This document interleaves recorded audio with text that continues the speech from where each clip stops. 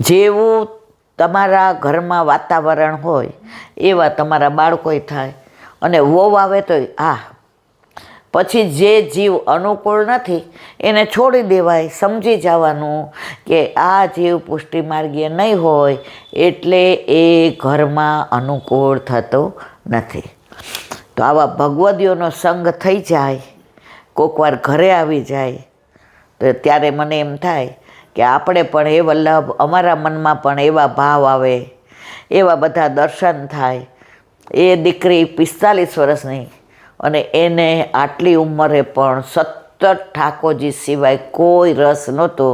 એ મારા ઘરે લગભગ 20 થી 22 મિનિટ બેઠા, નહીં એક શબ્દ લૌકિક બોલ્યા નથી. નોટ અટડ ઇવન ધો સિંગલ વર્ડ. કેટલા દીકરા તમારે એને શું, કશું જ નહીં, ખાલી જતાં જતાં એટલું કર્યું કે તમારું ઘર ગોકુળ છે તો હું એક આંટો મારી લઉં અંદર. મેં કીધું હા મારી લો. મારું ઘર તો ગોકુળમાં, ઠાકોરજી ઘરમાં હોય એટલે અમને કાંઈ આવડતું ને. કે ના, હું તૃપ્તિને જય શ્રી કૃષ્ણ કરું, આકાશભાઈને જય શ્રી કૃષ્ણ કરું, આજે આટલા 5 ભગવદીઓને હું જય શ્રી કૃષ્ણ કરું તો મારો તો દિવસ સુધરી ગયો. આપણને બધાને આવો ભાવ આવતો નથી.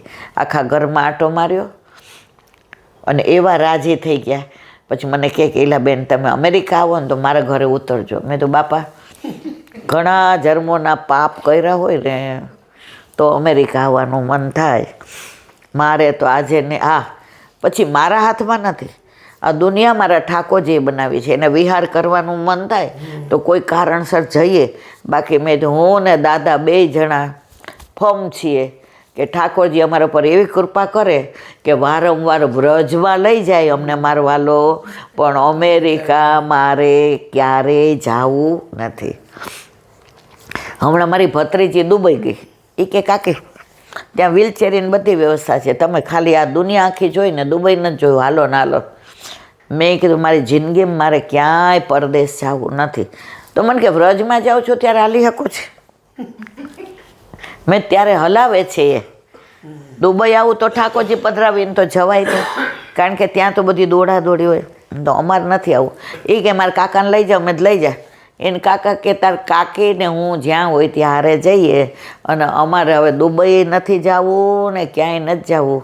વારંવાર મહિને ને મહિને વ્રજમાં બોલાવે તો મારે જવું છે. વ્રજ વાલું રે વૈકુંઠ નહીં આવું, વ્રજ વાલું રે વૈકુંઠ નહીં આવું, ત્યાં કાન કુંવર હું ક્યાંથી લાવું, ત્યાં કાન કુંવર હું ક્યાંથી લાવું, વ્રજ વાલું રે વૈકુંઠ નહીં આવ. વ્રજ વારંવાર જઈએ ને તો ઓક્સિજન ભરીને આવીએ અને અહીંયા આવી અને પાછા વ્રજને યાદ કરીએ, એક કુંજ ગલીને યાદ કરીએ. કુંજ ગલીની વાત નીકળી તો મને એક નાની વાત યાદ આવી. રાધાજી એકવાર બરસાનામાં બિરાજતા હતા અને લલિતા, વિશાખા, સુભગા, કેતકી, સંજાવલી, રઈ, ભામા, શ્રી ભામા, મંગલા, શ્રી મંગલા બધી મેલમાં આવી. રાધાજી સૈયા મંદિરમાંથી બહાર આવ્યા. કીર્તિજીએ બૂમ પાડી, રાધે દેખ કોણ આવ્યો. તો બધા આવીને રાધાજીને ભેટી પડ્યા. આજે અમે બધા પહેલી વાર જળ ભરવા જઈએ છીએ યમુનાજીમાં. તો જો બધા હેલ લઈને આવ્યા છે. કાંઠિયાવાડીમાં ગાગર અને હાંડો હોય ને એને હેલ કહેવાય, અને અહીંયા તમે શું કહો, બેડું કહો. પણ જે ગીત આવે એની અંદર હેલ જ આવે. એટલે રાધાજી કે પૂછી જો, કારણ કે આ તો રાજાના કુંવરી અને આ તો કેવા કોમળ કે ભૂલમાં કોઈ અડી જાય તો હા કોમળ, આમ ખાડો પડી જાય એટલા બધા કોમળ. એટલે રાધાજી કે માં હા નહીં પાડે. એટલે વૃષભાનજી સાંભળતા હતા, રાધે બેટિયા કાવ બોલો સબ. बाबा लली बोल रही है क्या मैं यमुना जी को जल भरन को जाऊँ? अरे बिटिया तूने अपने हाथ से एक पानी का ग्लास भी नहीं हाथ में उठाया, क्या तू हेल उठाएगी? રાધાજી કહ્યું, હા બાબા, મેરે કો શીખનો હે. એટલે કીર્તિજીએ અંદરથી કહ્યું, હવે રાધાએ મોટી થઈ, આ બધા હેલ લઈને જળ ભરવા જાય છે. એટલે લલિતા અને વિશાખા અને સુભગા કે અમારા ઘરમાં કે છે હવે મોટા થયા, થોડું કામ કરતાં શીખો, કાલે સવારે સાસરે મોકલશું તો આ બધું કામ કરવું પડશે. તો આપણે રાધાને થોડી ઘરમાં રાખવાની છે. રાધાના બાબા એને હેલ ભરીને જવા દો. વૃષભાનજી કે એક શરતે જવા દો, એના ભેગી દાસી મોકલું. એ દાસી હેલ લે અને રાધા એની હારે હારે હાલે. એ કે આમ કામ શીખાય? તો કે હું તો કેટલી દાસી એને ભેગી આપીશ. કીર્તિજી કે આવું ના ચાલે, હું દીકરીની માં છું, રાધાને જવા દો. ત્યારે વૃષભાનજી અંદરથી નાની અમસી ઘડી લઈ આવ્યા, જે ઓલું દૂધ દોવાનું બોઘણું હોય ને, આપણે બોઘણું જ કહીએ ને, આટલું નાનું લઈ આવ્યા.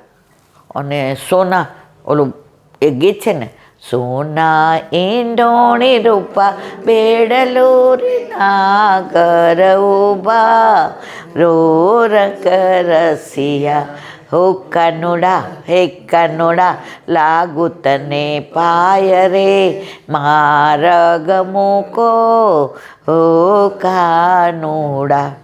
એટલે કે જો પહેલી વાર શીખવું છે, પહેલી વાર જવું છે, તો મારી રાધા આ બધાની જેમ હેલ એટલે હાંડો અને ઘડો લઈને યમુના કિનારે જાશે નહીં. રાધાજી કે બાબા એ સબને તો દો લિયા, और મોકું એક દિયો, આટલું નાનું બોગણું હતું. આપણા પુષ્ટિ માર્ગમાં દરેકમાં બે જ વસ્તુ હોય. ઠાકોરજીને સામગ્રી ધરીએ તોય બે હોય, કંઠી તમે ધારણ કરો તોય બે હોય. આપણામાં એક કાંઈ છે જ નહીં. ઘણા સંશય કરે કે આપણા ઘરે ઠાકોરજી બિરાજે છે તો બધાના ઘરે કાંઈ યુગલ સ્વરૂપ નહીં હોતા. પણ શ્રીજી, શ્રી લાલન, શ્રી એટલે સામનેજી અને લાલન એટલે ઠાકોરજી. શ્રીજી એટલે શ્રી ગોવર્ધનનાથજી, શ્રી એટલે સામનેજી અને ગોવર્ધનનાથજી. એટલે આપણા ઘરે યુગલ સ્વરૂપ જ બિરાજે છે. એટલે જ આપણે રાત્રે ઠાકોરજીને પોઢાડીએ કે અનોસર કરીએ ત્યારે વેણું એમની ડાબી બાજુ પધરાવીએ છીએ વસ્ત્ર સહિત. કેમ? કેમ કે રાધાજીના ભાવથી ને. તો રાધાજી કે બાબા દો चाहिए. વૃષભાનજી અંદરથી નાની આવડી ઘડી લઈ આવ્યા, ઓલા આના ઉપર મુકાય ને બોઘેણા ઉપર, અને સોનાની ઈંડોણી લઈ આવ્યા. કીર્તિજી કહેવા આને જળ ભરવા મૂકવાની, આવી રીતે મોકલવાની છે. એવી જ રીતે જશે અને દાસીને ભેગી મોકલીશ. જો એ વચ્ચે થાકી જાય તો દાસિયા લઈ લેશે. કીર્તિજી કે થઈ રહ્યું, તમે ઘરમાં હો ને ત્યાં સુધી હું રાધાને કાંઈ કામ શીખવાડી શકીશ નહીં. રાધાને જેને એમ થયું કે દાસી ભેગી આવે તો રસ્તામાં ઠાકોરજીની વાતો ન થાય, ઠાકોરજીની લીલાનું અનુસંધાન ન થાય, અને કદાચ ઠાકોરજી યમુના કિનારે આવી જાય તો દાસી ભેગી હોય તો જે માટે થઈને અમે બધા જઈએ છીએ એ અમારો પર્પસ સૌ થાય નહીં. એટલે રાધાજી કહ્યું બાબા आज तो मैं यूँ दासी के साथ नहीं जाऊंगी. क्यों बिटिया? मैं तो वृषभान जी की लली हूँ, मैं ऐसी वैसी थोड़ी हूँ, एक इतना नहीं, मैं तो उठाऊंगी. वृषभान जी के फिर थक जाएगी तो मैं नहीं थकूंगी, मैं किसकी बेटी हूँ? એટલે કીર્તિજી કે એકલા વૃષભાનજીની છો, મારી નથી. माँ दोनों की हूँ तो दो तो लिए मैंने, एक बड़ा वाला और एक छोटा वाला.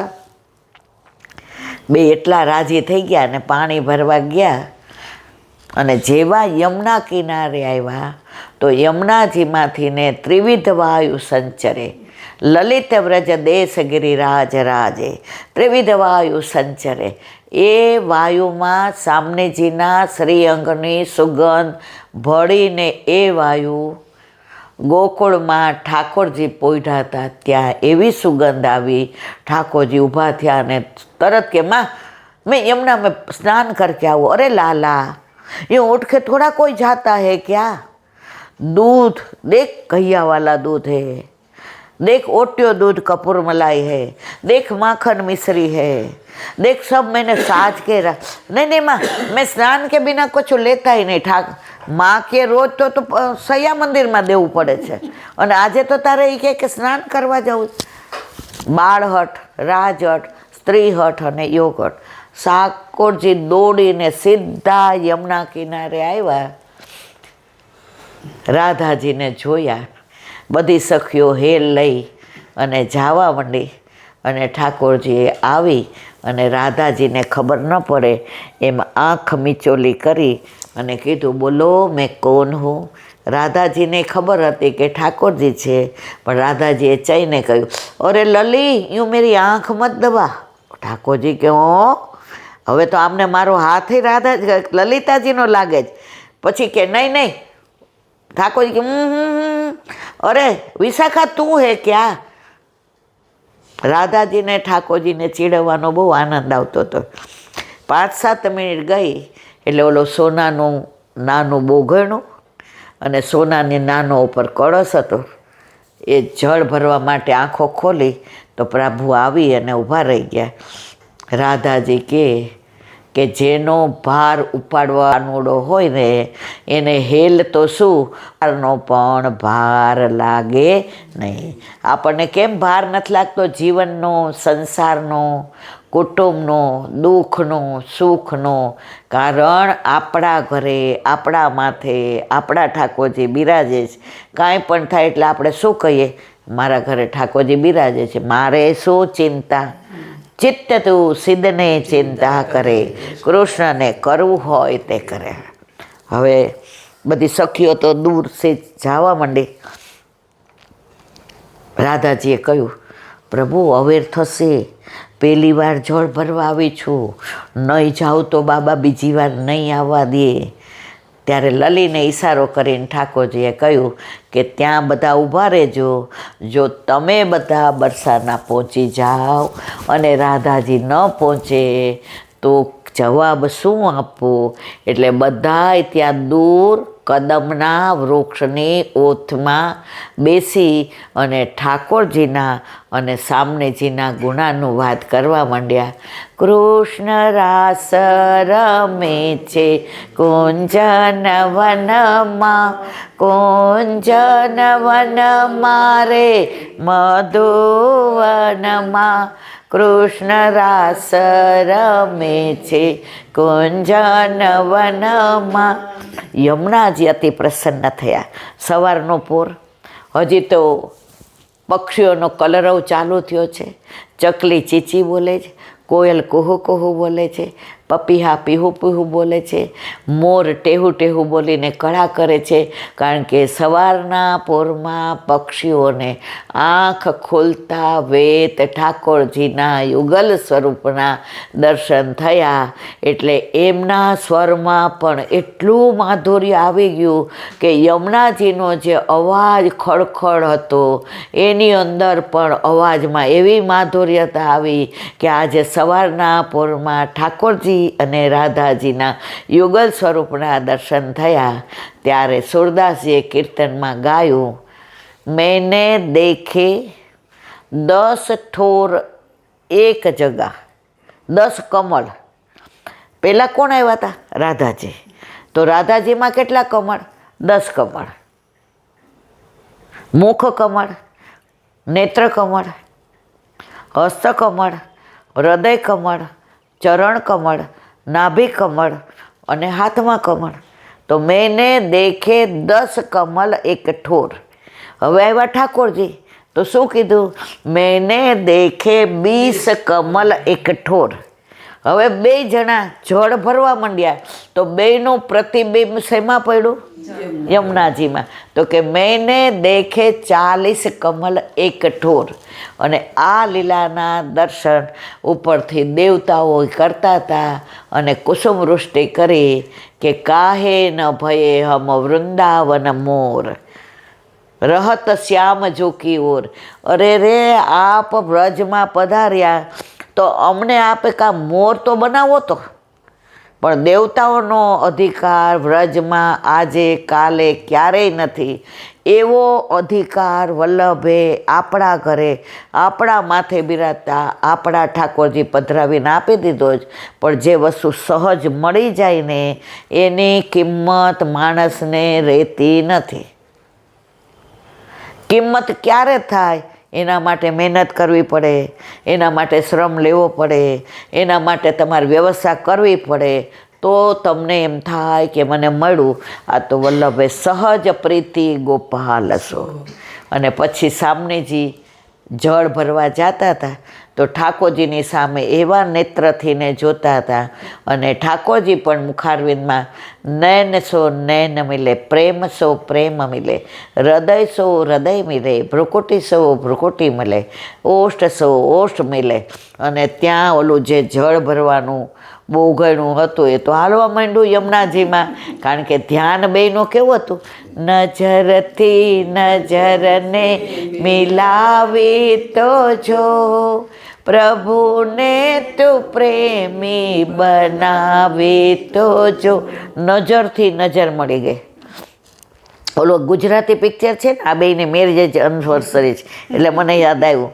નજરના જામ છલકાવીને ચાલ્યા ક્યાં તમે, હૃદયને આમ તલસાવીને ચાલ્યા ક્યાં તમે, હતી પૂનમની રાત તમે આવ્યા હતા, મેં તો આપ્યા છે ફૂલ મને માફ કરો, મારી થઈ ગઈ છે ભૂલ મને માફ કરો, મને માફ કરો, મને માફ કરો, જીગરને આમ તરસાવીને ચાલ્યા ક્યાં. તો જો આમ ગીતાબેન ન ગાય પણ આવ્યું એટલે કેવા ગાવા માંડ્યા. જો વલ્લભનો દાસ કદી ન હોય ઉદાસ.